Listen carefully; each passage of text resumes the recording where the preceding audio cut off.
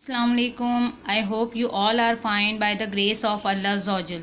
Today we will start a new topic, Introduction to Algebra. In this topic we will learn about how to use variables to represent numbers and mathematical statements, about algebraic expression, to add and subtract algebraic expression, to simplify and evaluate algebraic expression. इस chapter में हम इन तमाम topics के बारे में पढ़ेंगे। अब हमारे पास सबसे पहले हमें मालूम होना चाहिए व्हाट इज़ वेरिएबल। वेरिएबल क्या होता है? अ variable is a symbol that represent a quantity the value of which is not non. Variable क्या होता है? वेरिएबल वो होता है जिसकी वैल्यू हमें मालूम नहीं होती, जिसकी वैल्यू हमें फाइंड आउट करनी होती है, और ये हमारे पास अल्फ़ाबेट में मौजूद होते हैं, जैसे X, Y, Z, L, M, N, all these are variable. Second is constant, a term that has a fixed value and appear separately from a variable is called a constant. जब terms की fixed value होती है और वो separate लिखा जाता है variable से, यानी वेरिएबल से अलहदा करके लिखा जाता है और इसकी एक अपनी फिक्स्ड वैल्यू होती है, उसे कहते हैं कांस्टेंट. कांस्टेंट क्या होते हैं? यानी नंबर्स होंगे, वो 2 भी हो सकता है, वो 16 भी हो सकता है, वो 24 भी हो सकता है, वो 18 भी हो सकता है, वो 19 भी हो सकता है. All these are constant. Next is algebraic expression. Any numerals, variables or combination of numerals and variables connected by one or more signs of fundamental operations, addition, subtraction, multiplication and division, known as an algebraic expression. इसमें कह रहे हैं कि तमाम numbers, variables और combination of numerals और variables जो हैं वो कनेक्टेड होते हैं एक दूसरे के साथ साइन से. और वो साइन कौन कौन से हो सकते हैं? वो साइन हो सकते हैं प्लस, माइनस, मल्टीप्लाई, डिवाइड. इसको कहते हैं अलजेब्रिक एक्सप्रेशन. यानी तमाम जो टर्म्स हैं वो एक दूसरे के साथ किससे जुड़ी हुई हैं? साइंस की मदद से जुड़ी हुई हैं, तो इन्हें हम कहेंगे algebraic expression. This is algebraic expression.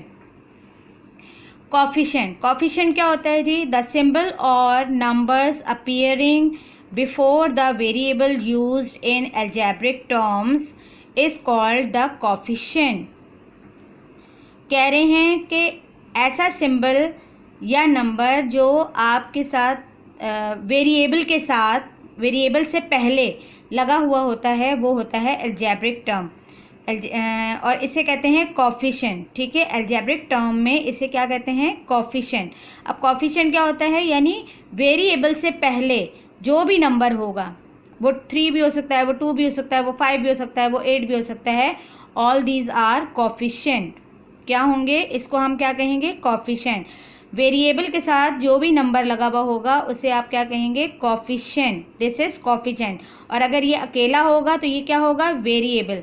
और अगर ये दोनों साथ होंगे तो ये कॉफिशेंट होगा और ये वेरिएबल होगा. और अगर अब ये सेपरेट लिखा हुआ है, ये सेपरेट लिखा हुआ है, इन दोनों के बीच में कोई भी जो है वो आपके पास साइन मौजूद नहीं है, तो ये टर्म्स में लिखे हुए हैं, यानी 2x और 4y अलग अलग टर्म्स हो गई. ये कॉमा ने इन दोनों को सेपरेट कर दिया. अब हमारे पास टर्म्स 2 तरह की होती हैं, लाइक टर्म और अनलाइक टर्म. लाइक टर्म क्या होंगी कि यहाँ पे आपके पास 2x है, यहाँ भी आपके पास 2x हो, और अगेन आपके पास 2x होगा, तो all these are like terms. मगर ये अगर हम दोनों देखें तो दिस इज अनलाइक टर्म, क्योंकि ये 2x है और ये 4y है. दोनों के वेरिएबल डिफरेंट हैं, दोनों के वेरिएबल सेम नहीं हैं, और ना हम इनको प्लस कर सकते हैं, ना हम इनको माइनस कर सकते हैं.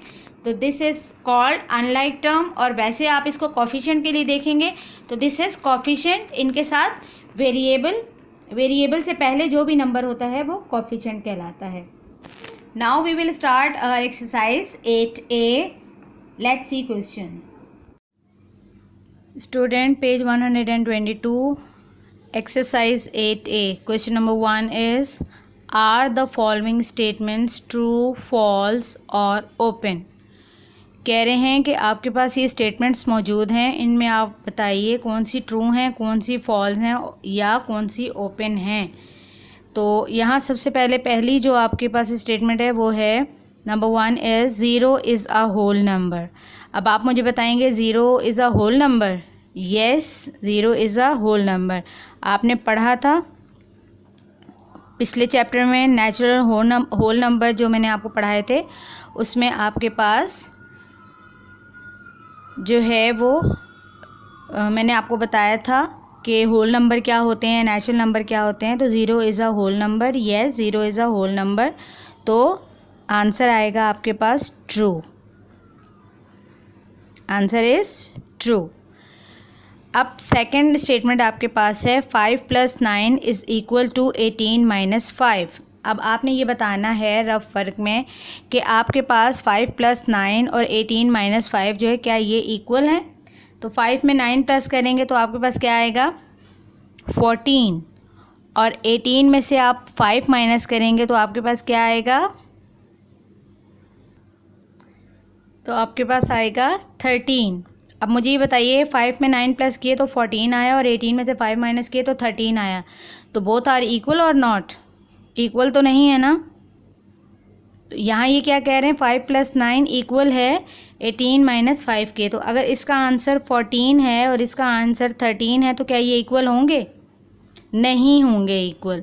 तो यहाँ पे ये कह रहे हैं कि ये इक्वल है। तो ये बात सही है या गलत है, बिल्कुल ये बात इट इज़ फॉल्स। ठीक है। Third is 2 is only even prime. बिल्कुल सही है, 2 जो है वो ओनली इवन प्राइम है क्योंकि 2 प्राइम भी है और ये इवन नंबर भी है। बाकी 3, 5, 7 जो हैं वो प्राइम नंबर तो हैं मगर इवन नंबर नहीं हैं। तो this is true. Next is 17 is a natural number. कह रहे हैं 17 जो है वो नेचुरल नंबर है। बिल्कुल सही है, ये भी स्टेटमेंट ट्रू।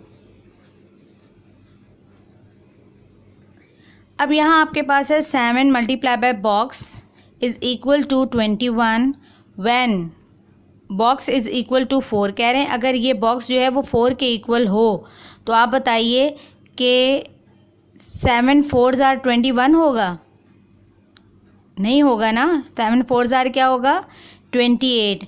तो दिस स्टेटमेंट इज़ फॉल्स।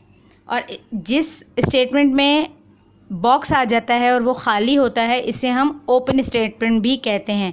तो आप यहाँ पे बोथ आंसर लिख सकते हैं, आप फॉल्स भी लिख सकते हैं और आप ओपन भी लिख सकते हैं, दिस इज़ ओपन। ठीक है, both are same. 6 statement is 4 bracket में 5 है और इज़ इक्वल टू 45। अब 4 और ब्रैकेट के बीच में हमारे पास कोई भी साइन नहीं है, तो कौन सा साइन है, मल्टीप्लाई का साइन है। जब मल्टीप्लाई का साइन होता है तो 4 को 5 से मल्टीप्लाई करेंगे तो आंसर क्या आएगा 20। 4 5s are 20 और यहाँ हमारे पास इज़ इक्वल है 45 के। तो 20 और 45 इक्वल हैं, इक्वल नहीं हैं। तो ये भी स्टेटमेंट क्या होगी आपके पास फॉल्स। नंबर 7 में ये आपको कह रहे हैं 5x + 5 is equal to 10 then x is equal to 1। कह रहे हैं अगर x इक्वल हो 1 के तो आप बताइए 5x + 5 इज़ इक्वल होगा 10 के। तो हम चेक करते हैं कि क्या ये बात सही है।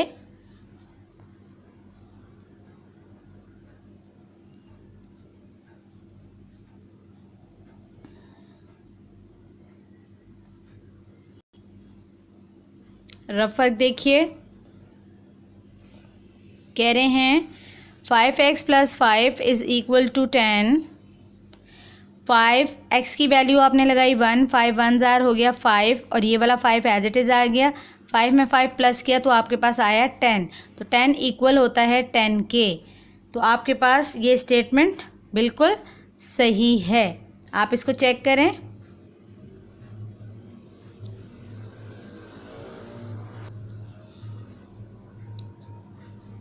True. Number 8 is 12 plus 3 is equal to 3 plus 12.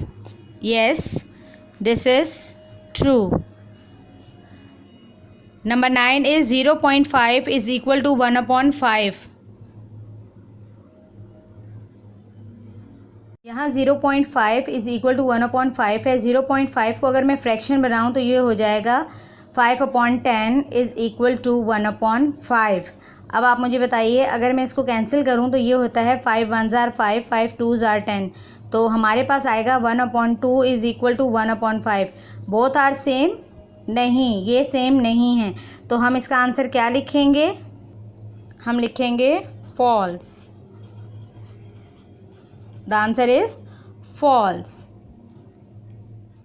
Page 122, exercise 8A. Question number 2 is replace the letters by numerals to make the statement true. कह रहे हैं कि आप न्यूमरल्स को रिप्लेस करके लेटर्स के साथ आप बताइए कि ये स्टेटमेंट ट्रू हैं। अब यहाँ हमारे पास फर्स्ट एक्सप्रेशन है x + 2 इज़ इक्वल टू 9। हमारे पास दिस इज़ अ इक्वेशन। अब हमने क्या करना है, हमारे पास जो अल्फ़ाबेट गिवन है इसे हम क्या कहते हैं?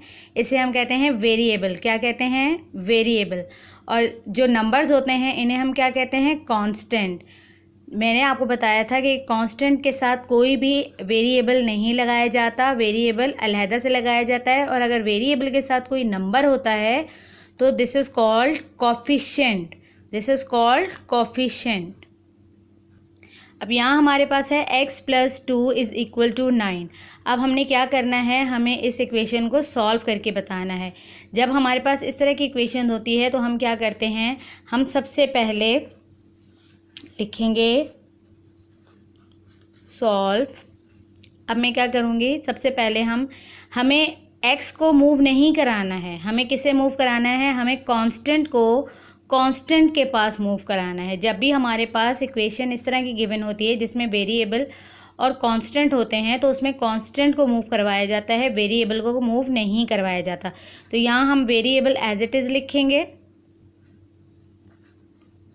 और हम यहाँ इज़ इक्वल के बाद हमारे पास क्या है? इज़ इक्वल के बाद हमारे पास क्या है? 9। अब मैंने किसको मूव कराऊंगी? मैं x को मूव कराऊंगी या 2 को मूव कराऊंगी? यस, मैं 2 को मूव कराऊंगी। जब हम 2 को मूव करेंगे तो हम यहाँ पे हमारे पास 2 की आपने प्लेस चेंज करें, यानी ये लेफ़्ट हैंड साइड से कहाँ चला जाएगा? राइट हैंड साइड पे। जब लेफ़्ट हैंड साइड से राइट हैंड साइड पे जाएगा तो इसका जो प्लस का साइन है वो किस में एक्सचेंज हो जाएगा? माइनस में एक्सचेंज हो जाएगा। तो ये यहाँ प्लस का है तो इधर आके क्या बन जाएगा? -2। अब मेरे पास है x इज़ इक्वल टू 9 - 2 7। बस x की वैल्यू क्या आई आपके पास? 7। This is answer. Second is 7 - p is equal to 2। अब यहाँ हमारे पास वेरिएबल भी गिवन है और कांस्टेंट भी गिवन है। और जब मैंने आपको बताया था कि हमें वेरिएबल को मूव नहीं कराना होता, हमें किसे मूव कराना होता है? कांस्टेंट को मूव कराना होता है। तो हम सबसे पहले क्या लिखेंगे? अब यहाँ पर वेरिएबल यहीं रह जाएगा। अब वेरिएबल के साथ यहाँ हमारे पास साइन है माइनस का। अब यहाँ हमारे पास आपने देखा था कि वेरिएबल के साथ कोई भी साइन नहीं था, मगर यहाँ हमारे पास वेरिएबल के साथ क्या मौजूद है? माइनस का साइन मौजूद है। तो हम यहाँ माइनस का साइन इसके साथ लगाएंगे। अब इज़ इक्वल के बाद आपके पास क्या है? 2। हमेशा याद रखिएगा, जब भी वेरिएबल के बाद जब आप इज़ इक्वल लगाएंगे तो इज़ इक्वल के फ़ौरन बाद वाला जो नंबर है वो सबसे पहले लिखा जाएगा। ठीक है। अब हमारे पास यहाँ कांस्टेंट में 7 है। 7 के साथ कोई भी साइन नहीं है, तो कौन सा साइन है? प्लस का साइन है। जब इसको यहाँ आप राइट हैंड साइड पे मूव कराएंगे तो ये आपके पास आ जाएगा, प्लस का 7 है, ये यहाँ आके क्या हो जाएगा? माइनस का 7 आ जाएगा। अब -p एज इट इज़ रहेगा। अब 2 में से 7 माइनस नहीं हो सकते, मगर 7 में से 2 हम माइनस कर सकते हैं। जब 7 में से 2 माइनस करेंगे तो हमारे पास आंसर आएगा 5, मगर यहाँ साइन ग्रेटर नंबर का क्या है आपके पास? माइनस, तो आप माइनस का साइन लगाएंगे। अब यहाँ पे एक छोटा सा हमारे पास जो है वो स्टेप बढ़ जाएगा। वो क्या होगा? आपके पास माइनस से माइनस कैंसिल हो जाएगा। तो आपके पास सिंपली जो आंसर आएगा वो आएगा p is equal to 5। This is answer. Third हमारे पास है 3y इज इक्वल टू 15। अब यहाँ पर हमारे पास 3y के 3 और y, 3 अगर हम कहें कांस्टेंट है और y अगर हम कहें वेरिएबल है, तो दोनों के बीच में तो कोई भी साइन मौजूद नहीं है। जब हमारे पास वेरिएबल और कांस्टेंट के बीच में कोई भी साइन नहीं होता तो हमारे पास मल्टीप्लाई का साइन होता है। जब मल्टीप्लाई का साइन होता है तो ये फिर वेरिएबल और कांस्टेंट नहीं रहते, बल्कि y तो वेरिएबल ही रहेगा मगर 3 कांस्टेंट नहीं होगा। 3 क्या हो जाएगा? कोफिशिएंट हो जाएगा। मैंने आपको बताया था कि जब वेरिएबल के साथ कोई भी नंबर होता है, कोई भी नंबर 2, 3, 4, 8, 10, 12, 16 कोई भी नंबर होगा, उसे हम कहेंगे दिस इज़ कॉल्ड कोफिशिएंट। क्या कहेंगे हम उसे? कोफिशिएंट। और अल्फ़ाबेट को क्या कहेंगे? वेरिएबल। और जो अलग से नंबर लिखा होगा वो क्या होगा आपके पास? कांस्टेंट। ठीक है, तो this is coefficient and variable and this is variable and constant. दोनों के बीच में साइन मौजूद है, तो यहाँ पे ये वेरिएबल है और ये कांस्टेंट है, जबकि यहाँ पे ये वेरिएबल है और ये कोफिशिएंट है। अब इसको सॉल्व करने के लिए मैंने आपको क्या बताया? दोनों के बीच में कोई भी साइन नहीं है, तो कौन सा साइन है? मल्टीप्लाई का साइन है। अगर यहाँ ये मल्टीप्लाई का साइन है तो 3 अगर y से मल्टीप्लाई हो रहा है, तो जब आप 3 की प्लेस वैल्यू चेंज करेंगे, अब आपने लेफ्ट हैंड साइड से आप इसको राइट हैंड साइड पे लेकर गए हैं, तो फिर यहाँ ये प्लस हो रहा है तो इधर आके क्या हो जाएगा? ये यहाँ पे मल्टीप्लाई हो रहा है तो इधर आके क्या हो जाएगा? ये डिवाइड हो जाएगा। तो वेरिएबल यहीं रह जाएगा। 15 इज इक्वल टू 15। अब यहाँ 3 वेरिएबल से मल्टीप्लाई हो रहा है तो 15 से आगे क्या हो जाएगा? डिवाइड हो जाएगा। डिवाइड करने के लिए हम डिवाइड भी कर सकते हैं और कैंसिलेशन भी कर सकते हैं। 3 1s are 3 and 3 5s are 15। 3 1s are 3 and 3 5s are 15. So the answer is y is equal to 5। 1 जब डिनोमिनेटर होता है तो उसकी कोई वैल्यू नहीं होती। Question 4 is 45 divided by x is equal to 5। 45 divided by x को हम यूं भी लिख सकते हैं, इज इक्वल टू 5। अब यहाँ ये इसके साथ डिवाइड हो रहा है तो ये 5 के पास अगर हम इसको मूव कराएंगे तो ये यहाँ आके क्या हो जाएगा? मल्टीप्लाई। 45 से अगर x डिवाइड हो रहा है तो 5 के पास आके ये क्या हो जाएगा? मल्टीप्लाई हो जाएगा। तो हमारे पास आंसर आ जाएगा 45 5x।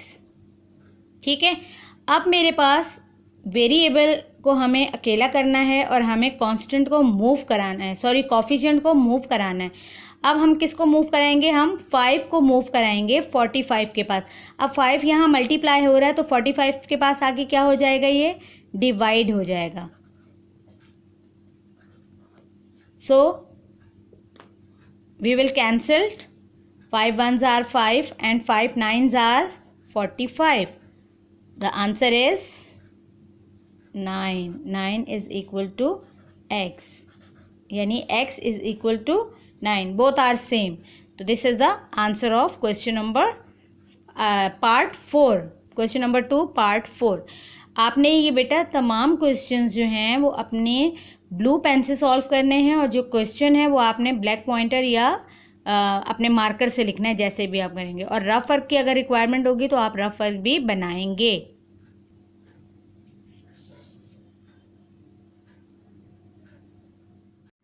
Page 122 exercise 8A question number 3 is write the following as algebraic expression. कह रहे हैं कि ये आपको जो भी स्टेटमेंट्स गिवन हैं इनको एल्जेब्रिक एक्सप्रेशन में लिखिए। तो number 1 is the sum of P and Q। कह रहे हैं sum of P and Q क्या होगा? सम कहते हैं प्लस करना, यानी यहाँ पे आपको P और Q दो वेरिएबल हैं, तो इसको आप एक्सप्रेशन में कैसे लिखेंगे? एल्जेब्रिक एक्सप्रेशन में the sum of P and Q आप लिखेंगे P plus Q। This is the answer. Number 2 statement is the difference of A and B when A is greater than B। कह रहे हैं the difference of A और B।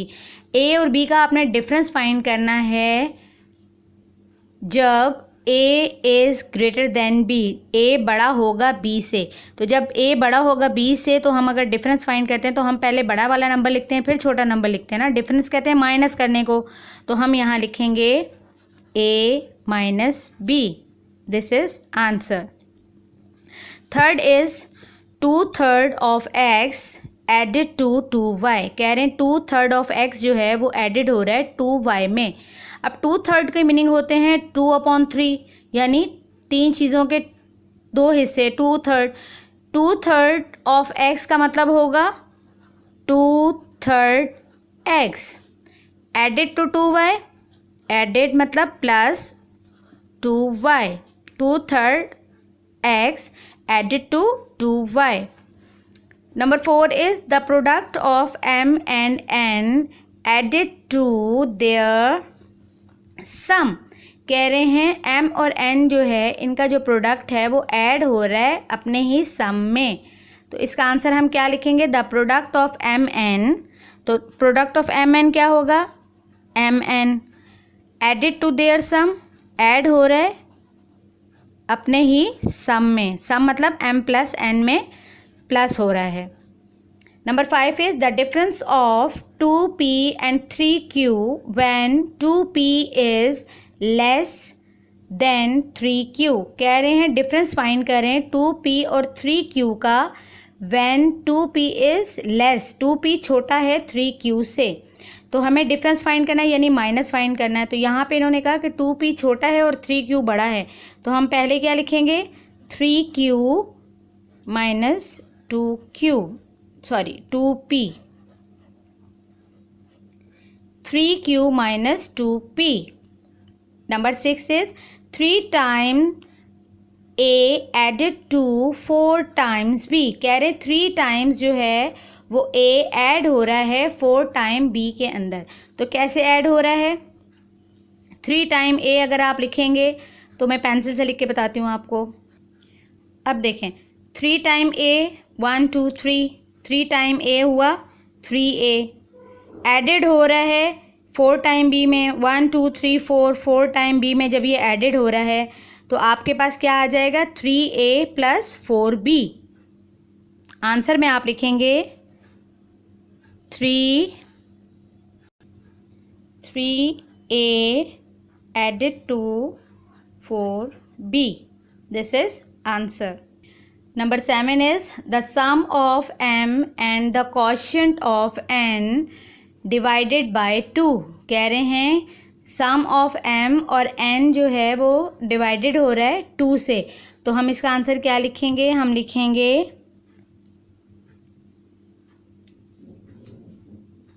m plus quotient of n divided by 2। This is answer. Number 8, the quotient of a and b when a is divided by b added to their product। कह रहे हैं quotient of a and b when a is divided by b। तो quotient of a और b जो है वो a divide हो रहा है किससे? b से। अब कह रहे हैं एडिड टू देयर प्रोडक्ट। कह रहे हैं अब ये ऐड हो रहा है अपने ही प्रोडक्ट में। तो ऐड का मतलब होता है प्लस और प्रोडक्ट का मतलब होता है आपस में मल्टीप्लाई करना।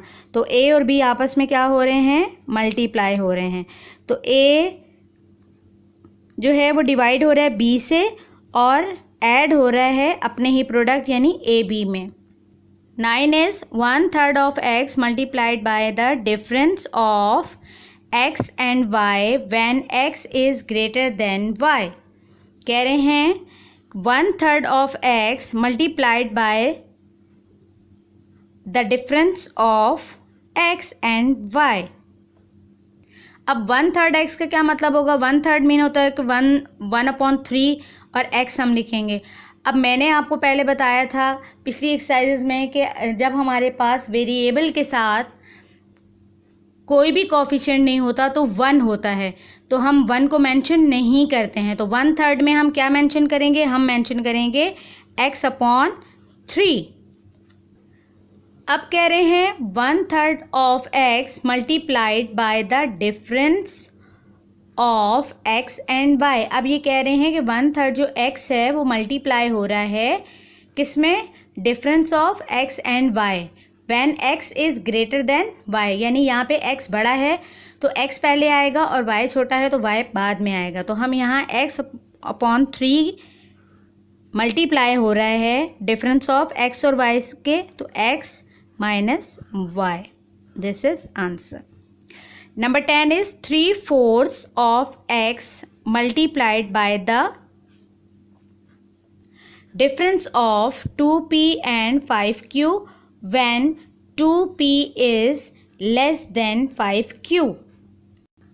3/4 ऑफ x का क्या मतलब होगा, बिल्कुल 3/4 ऑफ x का मीनिंग होगा 3/4x। अब यहाँ मैंने x के साथ 3 लिखा हुआ है इसलिए हमने x को इधर साइड पे कर दिया। अगर यहाँ पे x के साथ 1 होता तो हम 1 को मेंशन नहीं करते, हम सिर्फ x को मेंशन करते। अब ये कह रहे हैं 3/4 of x multiplied by the difference of 2p and 5q when 2p is less than 5q। अब यहाँ पे ये कह रहे हैं कि 5q बड़ा है और 2p छोटा है, तो अब हम मल्टीप्लाइड करेंगे 5q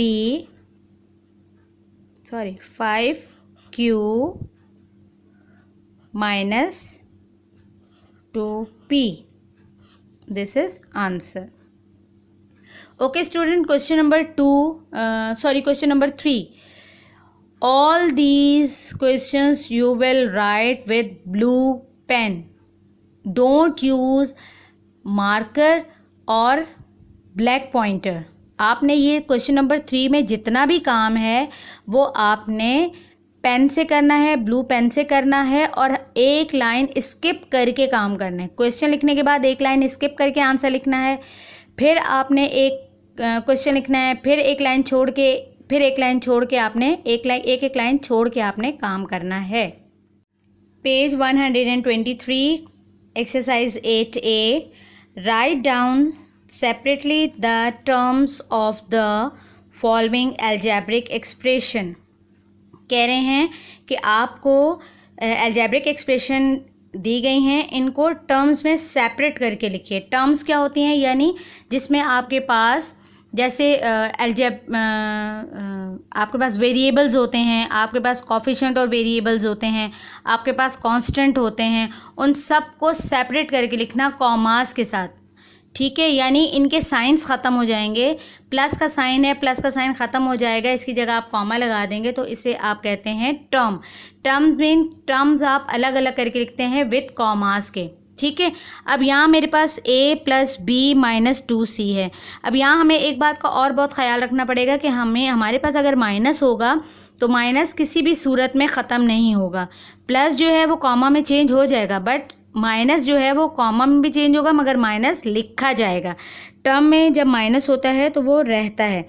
अब मेरे पास यहाँ पे a है, a के बाद मेरे पास साइन है प्लस का साइन ख़त्म हो जाएगा, मैं यहाँ कॉमा दे दूँगी और मैं यहाँ लिख दूँगी b। अब फिर मुझे b और 2c को सेपरेट करने के लिए कॉमा देना पड़ेगा, और यहाँ पे मगर सिर्फ ये देखना है हमें कि 2c के साथ माइनस मौजूद है, तो हमें यहाँ माइनस लिखना पड़ेगा, ठीक है। इसी तरह सेकंड क्वेश्चन देखिए। सेकंड है पार्ट 2 है -2xyz और -3xy। अब इन दोनों को कॉमास के साथ सेपरेट करना है, तो मैंने आपको बताया अगर माइनस लिखा हुआ होगा तो माइनस ज़रूर लिखा जाएगा टर्म में। तो हम 2xyz ये लिखने के बाद इसको कॉमा से सेपरेट करेंगे। अब नेक्स्ट वाला जो हमारे पास टर्म है उसमें माइनस मौजूद है, तो माइनस लाजमी लिखेंगे, -3xy, ठीक है। इसी तरह अब मेरे पास थर्ड है abc + 2fgh -af² -bg² -ch²। अब मेरे पास abc है, प्लस की जगह क्या आ जाएगा, कॉमा। अब दूसरी टर्म लिखने से पहले माइनस तो नहीं है ना मेरे पास, प्लस था, प्लस ख़त्म हो जाता है क्योंकि प्लस मेंशन नहीं होता। अब इसके बाद मुझे ए एफ स्क्वायर लिखने से पहले इस टर्म को सेपरेट करने के लिए कॉमा रिक्वायर्ड है। पहले मैं कॉमा लगाऊंगी। अब इसके साथ माइनस भी है तो मैं इसको माइनस को भी लिखूंगी। अब इसके बाद फिर मेरे पास नई टर्म आ जाएगी तो मैं कॉमा लगाऊंगी और फिर माइनस बी जी स्क्वायर आ जाएगा। फिर नई टर्म लिखने के लिए मैं कॉमा लगाऊंगी और फिर मेरे पास आ जाएगा सी एच स्क्वायर। ठीक है, दिस इज आंसर। इसी तरह क्वेश्चन नंबर 5 में कह रहे हैं write down the algebraic expression whose terms are given below. कह रहे हैं कि आप इनको एल्जेब्रिक एक्सप्रेशन में लिखिए जबकि ये टर्म्स में आपके पास गिवन है। अब यहाँ पर है ए कॉमा -3b कॉमा 4c।